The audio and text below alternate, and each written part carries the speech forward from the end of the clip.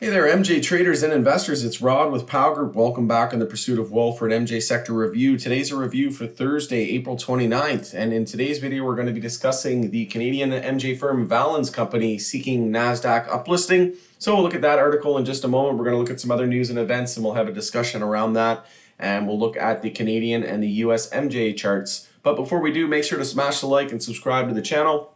So it was quite the wild day out there in the market, and SPY having, you can check out my broader market from earlier, but SPY just nonstop selling to open up the day, went straight 5-minute oversold, and then V-shaped recovery, 5-minute uptrend, and just straight back to all-time highs, breaking 420, and very ironic number, but we didn't see MJ react to that number. And would have liked to see MJ run today with SPY hitting 420. That would have been perfect, but who knows? Maybe we see it happen tomorrow or the next day. But personally, I was actually surprised with the pullback today. It wasn't that bad. I thought it was going to be a lot worse, and actually it could have been a lot worse. So overall, pretty good day for the MJ space. We didn't even see any daily consolidation yet, so we could see a break of that, most of those inside bars tomorrow. So looking at the article here, Valens Company has started the initial application to list its shares in the Nasdaq exchange in the United States.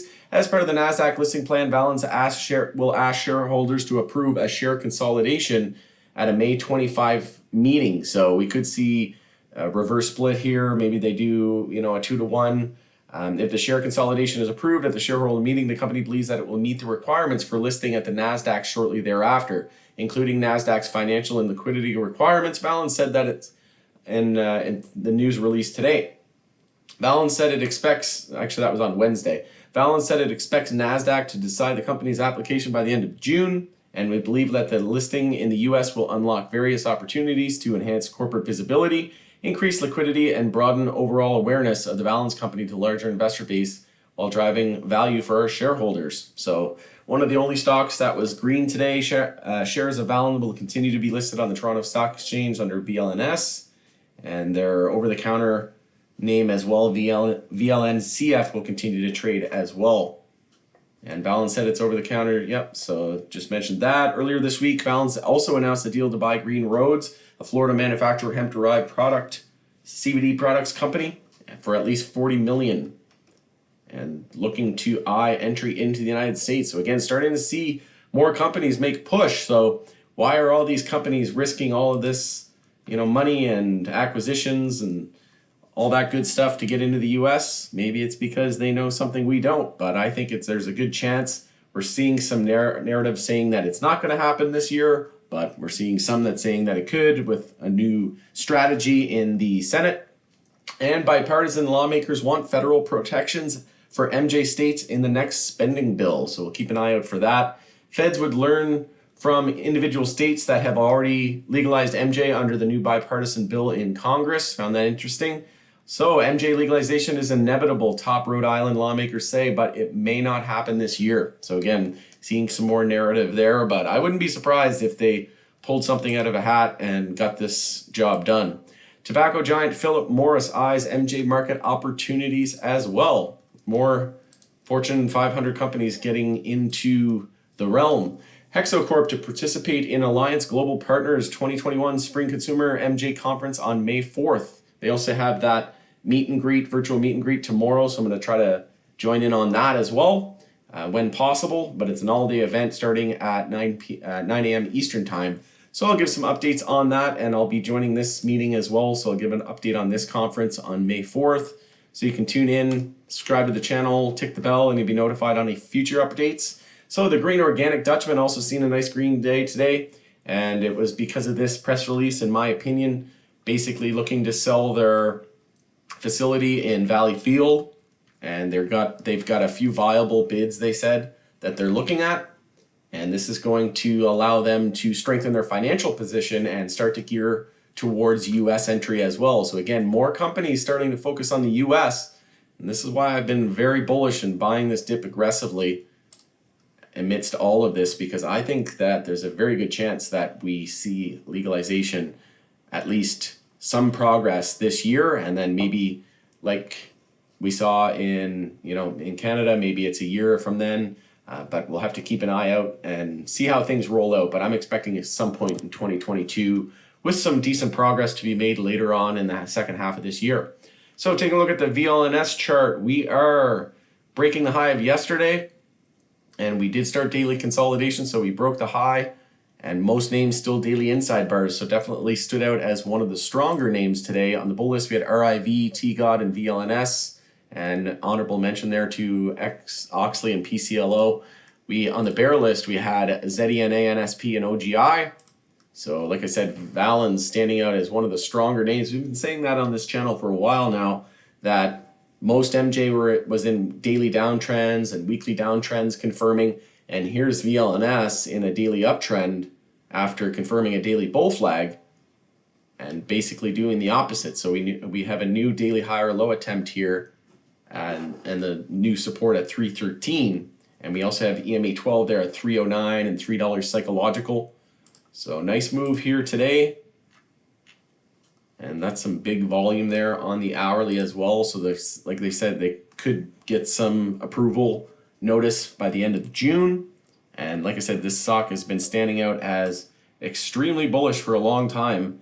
The MACD and the stochastic extremely bullish on the weekly as well. We had the 10-week moving average going vertical. And again, all of these weekly time frames, we had a couple weeks heads up, and it's no wonder that it's showing relative strength compared to everybody else, because it's being uplisted to a US major exchange, and that's obviously going to affect the stock individually, won't carry the whole market, right? So that's why we're seeing that daily uptrend when most names are in daily downtrends, or at least trying to get at a daily downtrends and attempt a daily trend change. So we are above all of the weekly moving averages as well. This is extremely bullish. We do have resistance up here at 410 on the weekly. We got as high as 372.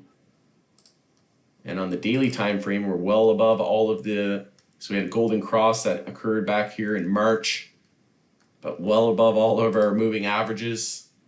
This is an extremely bullish chart. Weekly VWAP down at 210. So VLNS definitely standing out. Like I said, most names seeing daily inside bars today, and that's basically, bulls will take that, right? Because I was expecting a lot more of a pullback, to be honest, a way bigger pullback. But Hexo held up really well, holding most of its gains from yesterday. So daily inside bar was welcomed by bulls today. We could even see an EMA 12 and 26 bull cross. And Molson Coors had earnings out today. You can check out my broader market video. I did that as the stock of the day, and I did some analysis on that. But very positive. They mentioned Hexo's Trust Beverage Co. joint venture, and they said that it's gaining traction. It's still number one in terms of beverages sold, and they have 6 of the top 10 most popular SKUs in that category. So that's good to see. Also said that the hemp-derived business in joint venture through Trust USA and CBD USA is doing really good as well.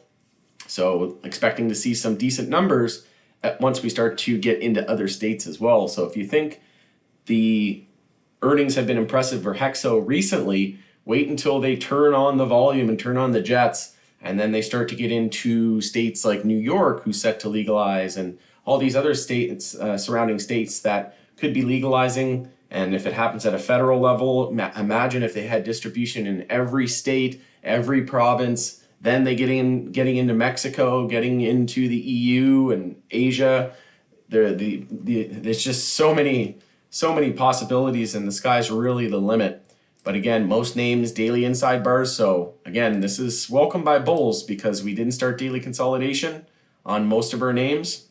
SNDL saw a break of yesterday's low, so daily consolidation starting there. OGI, daily inside bar. So the more names that start breaking the lows of their previous daily candle, the more that we can believe that the entire sector is going to see daily consolidation. But again, this is good for bulls on this pullback. Ideally, we would have just kept going up. That would have been the best case scenario. But the fact that we didn't see a huge pullback and break the low of yesterday, that allows for a potential daily bull flag tomorrow on most names. And if we do see that, then we can expect potential continuation. We're also seeing EMA 12 and 26 bull cross of those EMAs line up. But any pullback that we do see will look to form a higher low compared to the lows here on Hexo. It's 502. and then we'll look to break resistance up at 673, confirm a daily uptrend.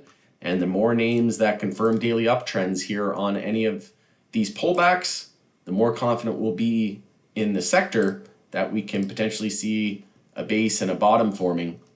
Fire just basically going sideways ever since that news of Canopy acquiring them.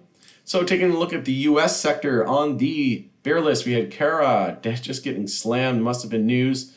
Didn't care enough to look into that.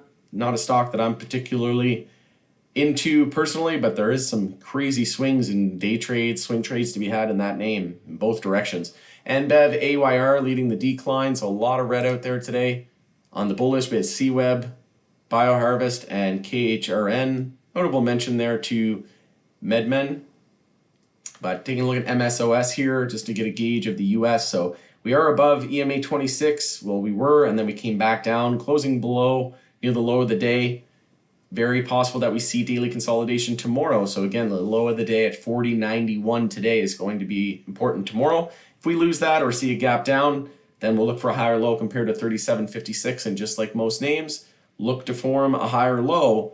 And if MSOS forms a higher low and then breaks resistance and confirms a daily uptrend, the more confident we are in the US sector as well. And if the US sector is trending with a daily uptrend and trending higher, and then most Canadian names have a daily uptrend and they're trending higher, then that's going to be just all systems go. We're at all-time highs on SPY, creating enough room here that if SPY does see any weakness, it's just going to result in daily higher lows for MJ. So MJ wasn't positioned well, but still isn't positioned that great, as it could be potential daily lower highs at this point, but certainly positioned a lot better than it was about a week ago. So this is good, a little bit of breathing room for the bulls if we do see any broader market weakness. So going to end it there. Thanks again for joining us on The Pursuit of Wealth, and we'll see you tomorrow after market close. Take care, everybody, and we'll see you on the next one.